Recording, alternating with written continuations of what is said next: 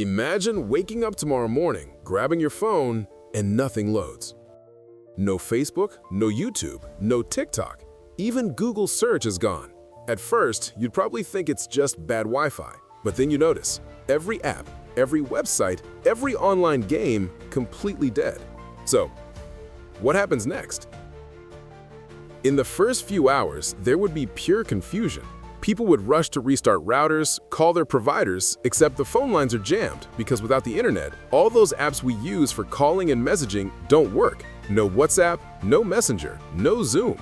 We'd have to fall back on regular SMS and landlines, and most people barely even remember how to use those anymore. Now imagine the first day at work or school. Companies can't access emails, online documents, or cloud systems. Banks can't process digital transactions, and shops that rely on card payments closed.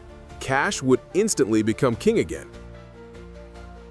Students can't log into online classes, teachers can't send lessons, and suddenly libraries, which we thought were outdated, would be the busiest spots in town. By the end of the first week, the world would start to change dramatically.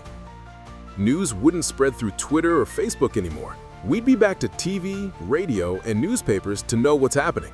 Online shopping giants like Amazon and eBay would vanish overnight, and people would have to go back to malls and physical markets. Sounds nostalgic, but it would be a shock for an entire generation that grew up with everything just one tap away. But the bigger problems would hit industries.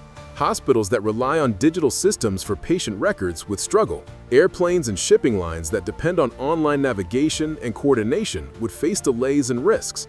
Even governments would have trouble managing security without digital communication lines. The modern world is built on the internet, and without it, cracks would appear almost immediately. Now, let's push the thought further. What if the internet never came back? People would slowly rebuild, of course. Maybe we'd reinvent older systems. Postal mail, radio networks, even physical encyclopedias. Communities might become closer again because you'd need to rely on your neighbors more than your online followers.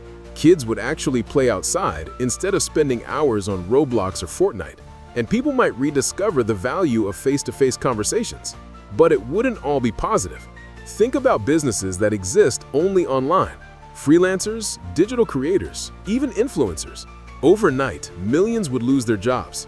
Entire economies could collapse because almost every country today depends on e-commerce, banking, and online trade. The stock market? Gone. Streaming platforms? Gone. The world would feel a lot smaller and a lot slower. So, here's the big question. Could we survive without the internet? Technically, yes. We did it for thousands of years before. But would we want to? Probably not. The internet has become more than just a tool. It's the backbone of modern life. It connects us, educates us, entertains us, and sometimes even keeps us alive. Maybe the real what if isn't about losing the internet. Maybe it's about asking ourselves, are we too dependent on it?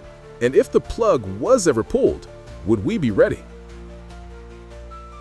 If this made you think, subscribe for more what if stories.